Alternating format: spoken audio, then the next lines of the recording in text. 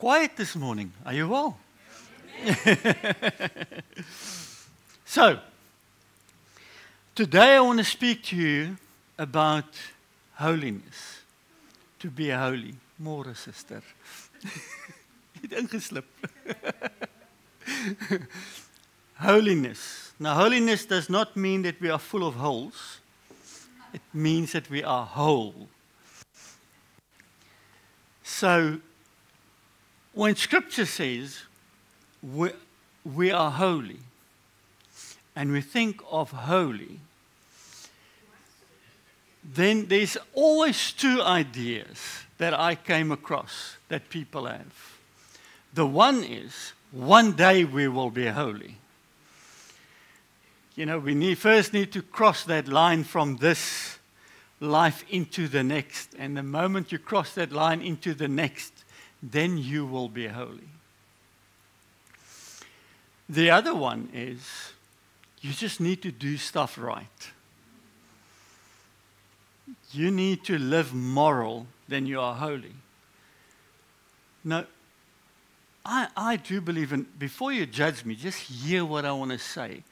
I believe that Christianity is primarily not a moral religion. Primarily, it's not a moral religion. But morality flows from my relationship that I have with the Lord. Because I love Him, I want to do His commandments. Because I love Him, there's certain things that I don't want to do anymore. So that means that secondary, it's a moral religion. But it's so interwoven. If it was primarily a moral religion, where does Jesus fit in? Because if I can save myself by good living and become holy, what's His purpose? So holiness and morals flow from Jesus.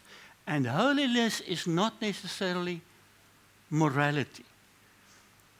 But it's got a huge aspect of it. Because it shows us where we are, the outflow.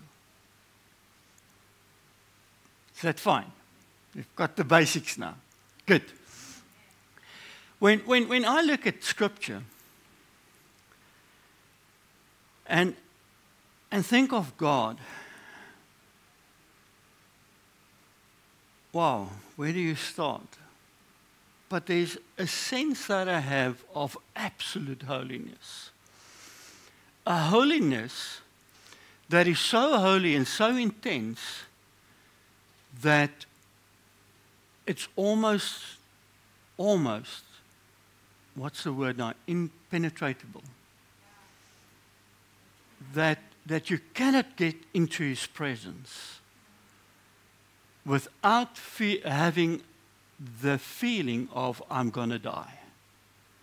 Because of that absolute intense holiness. Thank God for the love that we are invited into. And Jesus said, and the book of Hebrews says, that because of what Jesus did on the cross, we can walk boldly into it. And we're going to look at that now. So there's two. We can walk boldly into the presence of God, and then the other flip side of the coin is that His holiness, His presence is very intense. So the first person that experienced the intensity of the presence of God, and that was not even as much, was Moses. It's the first time that we see the word holiness connected to how a person reacts. Or should react. So when he saw this bush burning in Exodus 3 verse 5, and he wanted to approach the bush, God spoke from the bush, and He said to him, don't come near. Take off your sandals, because you are on holy ground. So there was a warning, but there was also a readjustment or realignment. And something he had to do that makes no sense. How does that make sense? Take off your shoes because you're on holy ground. But that was what God desired. Take off your shoes, but instead of my mind, I don't always understand how my mind works, but instead of the shoes being insulated between you and the soil, you are in direct contact with the soil. Take off your shoes because you're on holy ground. Experience it. Feel it. But don't come too close. So that was the first picture that where holiness and man meeting that was mentioned. The second one that we see is in the tabernacle. Remember where we're at the outer court where everybody could go, and then the holy place, and then the holiest of holies. The holy place, the priest had to do service. They had to change the bread. They had to change the oil. They had to put incense on the incense altar. And they had to go in frequently to serve in the holy place. But then there was the Holy of Holies, where there was a division with a veil, a divide. It's like, don't come closer. Don't come in here. And only the high priest was in there, which is not correct, once a year to serve. Not only the high priest, but the high priest was in there, allowed in there once a year to serve. Did you notice that the scripture says that Moses was allowed in there whenever he wanted to meet with the Lord? Nobody speak on that. But Moses was the only one that was allowed beyond the veil in that Holy of Holies to connect with God whenever he wanted to connect with him. But here the high priest was so afraid that when he passed that veil going into this absolute holy place on earth that symbolized the presence and the holiness of God, he was so afraid that if he was not good enough, if he was not holy enough, and we're not talking about, we're talking about real, what's the word now? When you do rituals, ritualistic holiness, that he would die. So much so that they would tie a rope, Scripture says, on his ankle. Put bells on the hem of his garment. So if the bells get quiet in there, nobody needs to go in and might die as well. They just pull him out by the rope. We know we read that somebody died in there. But that's how scared they were of the presence of God. And then we see Ezekiel. Not Ezekiel, Isaiah. Isaiah, where he had a throne room experience. And the throne room experience looked exactly the same as in Revelation, where it describes the seraphim with their 6 wings, one to cover the face because they're in the presence of God, one pair that they fly with, and one pair that they covered their feet with, because they were in absolute presence of God. So all they did was to cry out, "Holy, holy, holy is the Lord of hosts. The whole earth is full of his glory." And the foundations of the thresholds shook, and the voice of him who called, and the house was filled with smoke. So the presence of God filled that throne room. And this is how Isaiah reacted. "Woe is me! For I'm an unclean man with unclean lips, living among men with unclean lips. And he became so aware of who he is. And then we see something. The seraphim came and touched his lips with a coal of fire from the altar. And as he touched his lips with a coal of fire, he said to him, and he touched my mouth and said, behold, this has touched your lips. Your guilt is taken away, and your sin atoned for. That's something pointing to Jesus, what he did, eh? Pointing something to Jesus, but Isaiah experienced something about the conflict of, oh, I'm not good enough, this moment is too big. Now, in the Old Testament, there was a concept that if I was clean or holy and I touched a leper, I was unclean. If I touched a woman with blood flow, I was unclean till going down of the sun. If I touched a dead person, I was unclean. But hear this. The angel came, touched him on the lip with a coal of fire, but the angel did not become unholy. He became holy. Now hear this. When Jesus walked this earth, the same happened. Remember? There was times with a leper where he healed them at a distance, where he spoke to them. But there's also a place where he touched the leper. But who became whole? The leper. And when the leper became whole, it was, I almost want to say, the holiness, the fullness of God that flowed from Jesus to the leper. Now, if you touched him, you were unclean. Do you think Jesus became unclean in that moment? No. But he was touched. He became whole.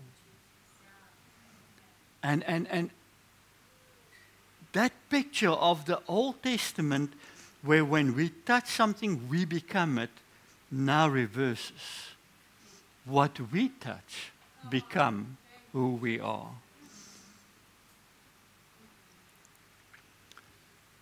The reality is what we experience, not reality according to Scripture. The reality of our perceived reality is, have you ever went to a party and pitched with a t-shirt and a jean and a t-shirt, or so underdressed, and everybody is there in their suits and ties, or something similar to that? I mean, it feels as if you are sticking out like a sore thumb. It feels as if everybody knows that you are there for the wrong reasons. And a lot of times this is how we feel. So, Lord, I should be holy, but I don't feel holy. So I want to help you today with an understanding of what holiness is.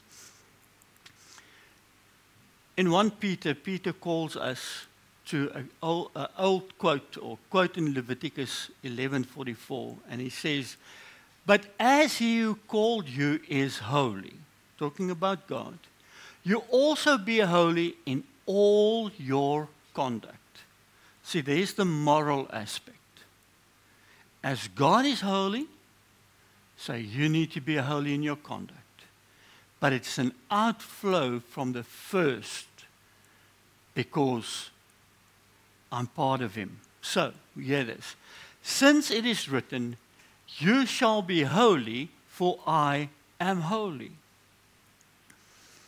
Now, the Greek word for for holiness, the first one where it says, you shall be holy, hagioi, is in the plural, and then for I am holy, speaking about God, hagios, which is in the plural, singular form.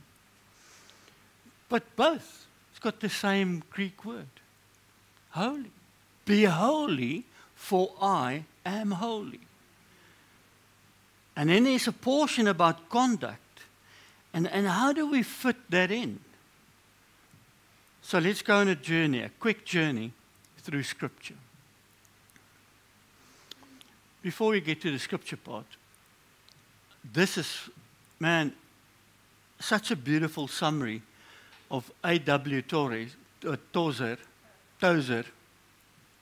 Hear this, he says, we must hide our unholiness in the wounds of Christ, as Moses hid himself in the cleft of the rock while the glory of God passed by.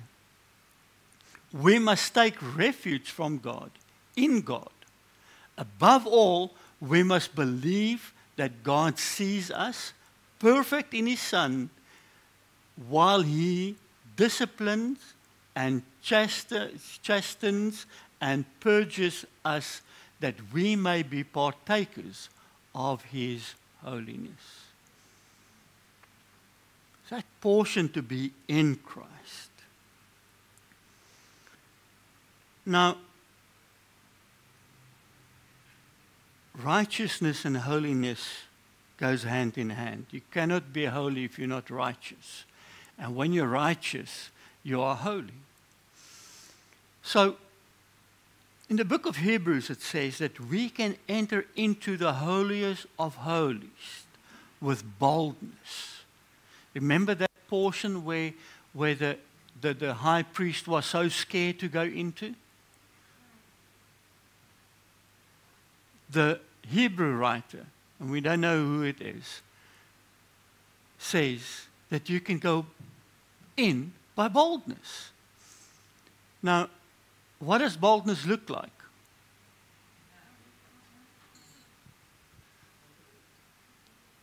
Chest out. Back straight. Thank you, Dad. And we, without arrogance, but we can go in with boldness because of what He did. It's like, yeah, love, but you don't know what I sometimes experience. I'm that dude with a T-shirt on when everybody wears suits around me.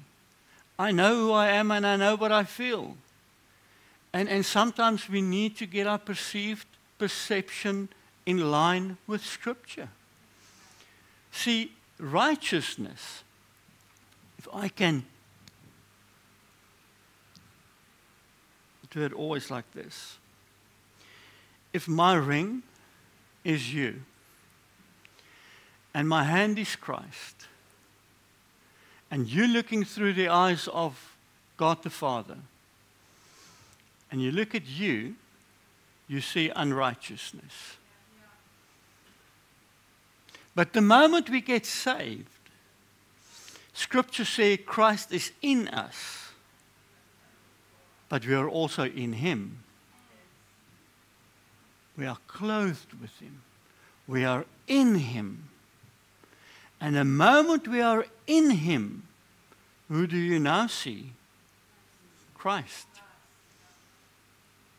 So when God the Father looks at you, He looks at you through Christ Jesus, who is the righteous one, who is the Holy One. And because we are in Him, we can walk into the presence of God boldly. Not because of who we are, but because of who He is, and we are in Him.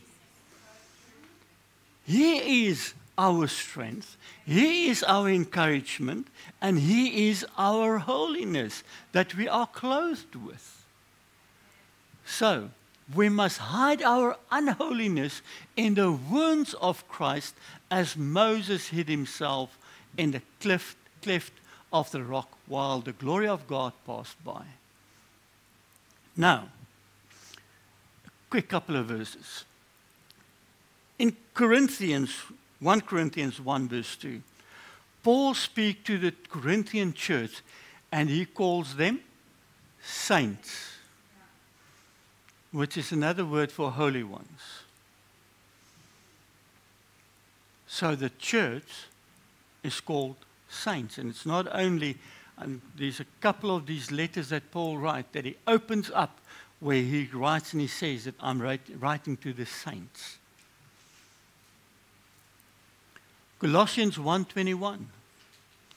And you who were once alienated and hostile in mind, doing evil deeds, he has now reconciled in his body of flesh by his death in order to present you holy and blameless and above reproach before him.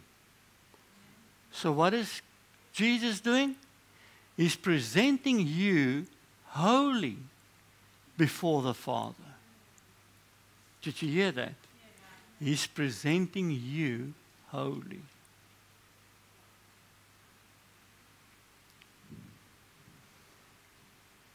Then he added in the book of Hebrews 10 verse 9, he says, behold, I have come to do your will.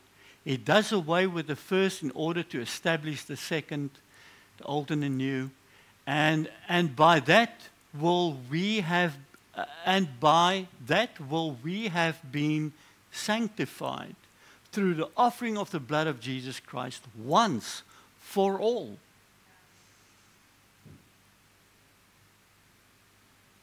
We have been sanctified.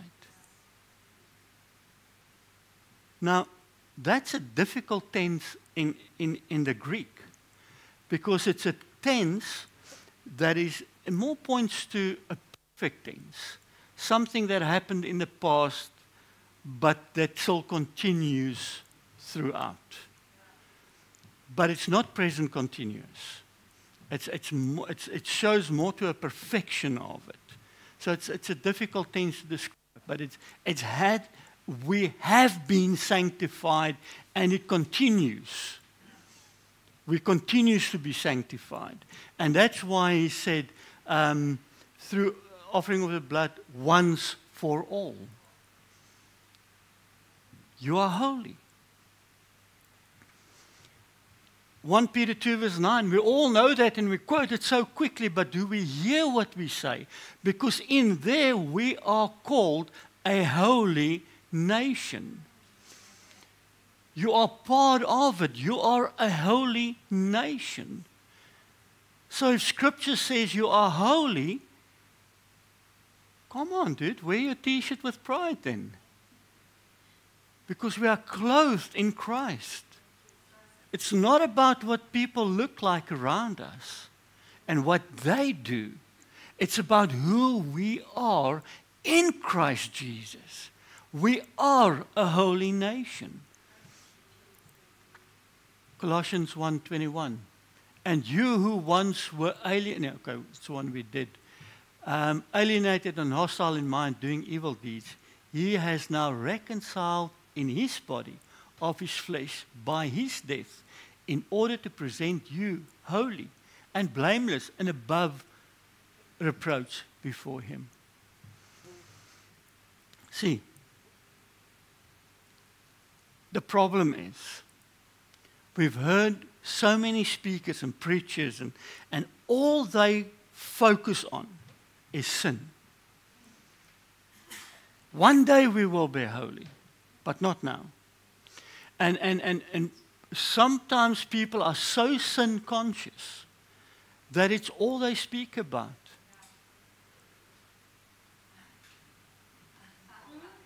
Frikkie, daar's jou varkie.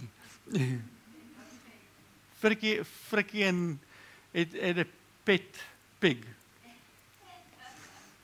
Nou, wat was sy naam Bacon?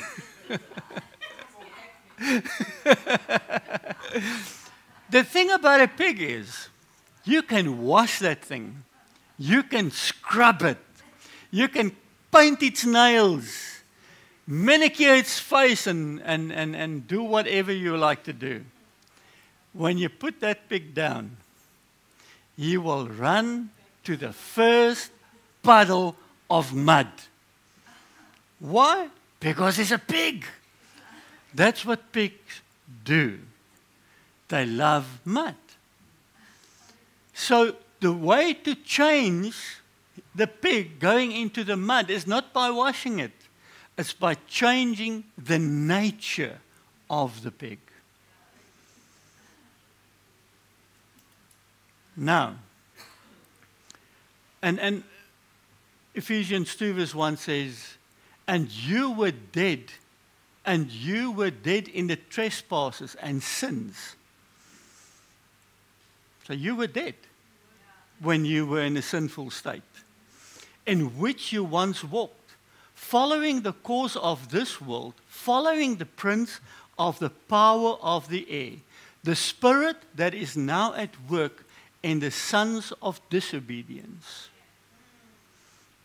among whom we all once lived in the passions of our flesh, carrying out the desire of the body and the mind, and were by nature children of wrath, like the rest of mankind, but God. And then he continues what God did. You know what I love about God? Is that we battle to figure him out. I once heard this story, and you can go and look it up. A South African guy called Rian. He registered the first satanic church in South Africa. Registered satanic church. One night, with a ritual that he did all by himself, Jesus showed up. And he said when he stood there, and all of a sudden Jesus is in the presence of his satanic ritual, he first thought by himself, man, Satan can do himself in the image of an angel of light. Is this Jesus or is this Satan?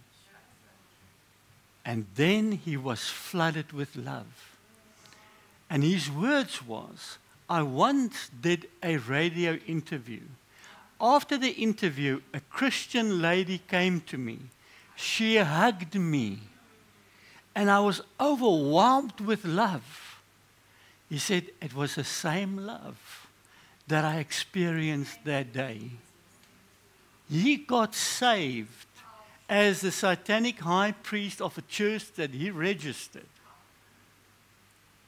He got saved and he deregistered the church. That's wow. That is changing the nature of the pig. So now it's, yeah, but Rudolf, you don't know me. I'm like Paul. Thank God, because Paul was holy. Yeah, but Paul also said, the things I do, I don't want to do. And the things I don't want to do, I do. See the difference between that lady there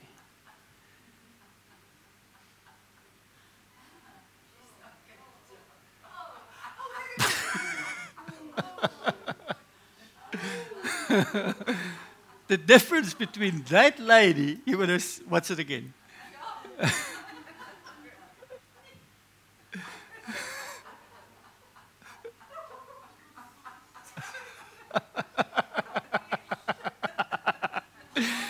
See, the difference between that lady and the pig is the moment you clean the pig, it runs to the mud. But the moment that lady got out of the mud, she wanted to be clean. And sometimes we slip, sometimes we fall. Sometimes, dare I say, we indulge in the mud. But The desire is to be a child of God and to turn to Him. And we need that repentive spirit. Say, Lord. See, this, when the nature is not changed, it's, man, I want to stay in the mud. This is who I am. This is where I belong. But once we are saved, that's not part of who we are. So, remember we did Romans 6 about the death and resurrection last week. Romans 6 verse 1 said, what shall we say then? Are we to continue in sin that grace may abound? Because he made a statement and he said, where grace abound, or where sin abounds, grace abound, and even more. By no means. How can we die to sin, still live in it? See, that lady died to living in the mud. It's not her nature. So the moment she fell, the first thing she does is stand up, walk away, and go for a bath. And it's the first thing she's going to do when she reaches the end of that hike. She's going to live with the consequences of being with a muddy face and the embarrassment. But the moment she gets to the other side, the first thing she's going to do is take a shower. It's not our nature.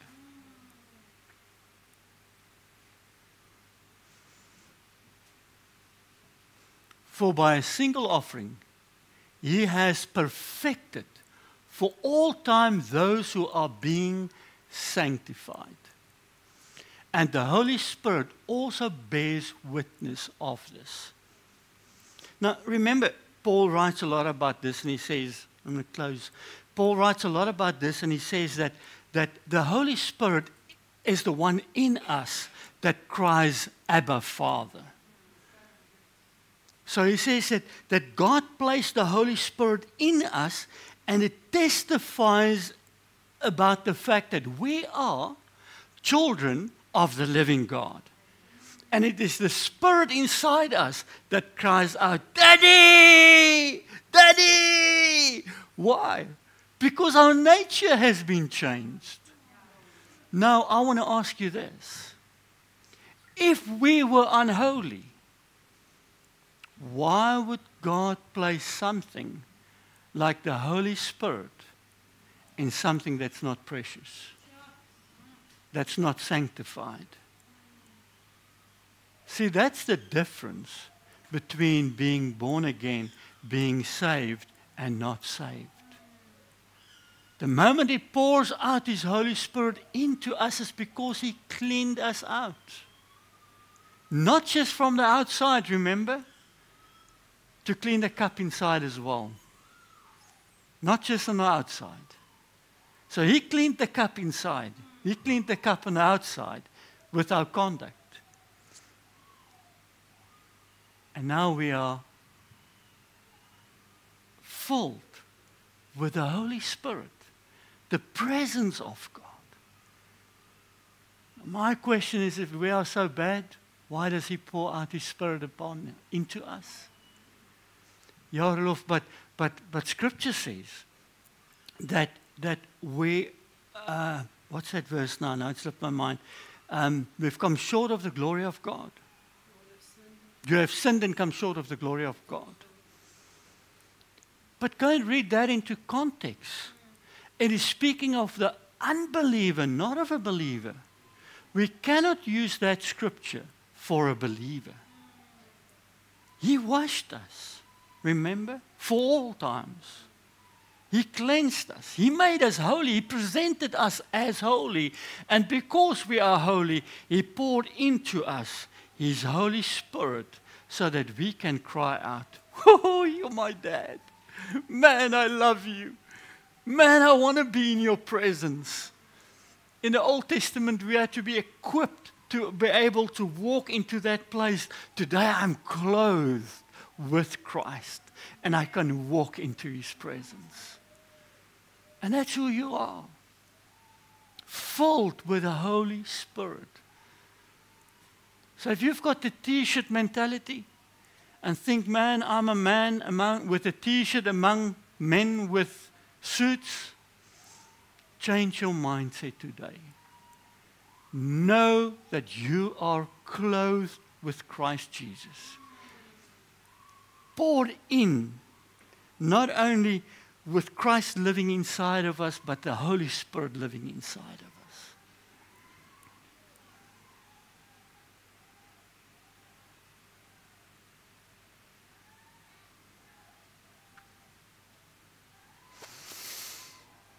That's awesome.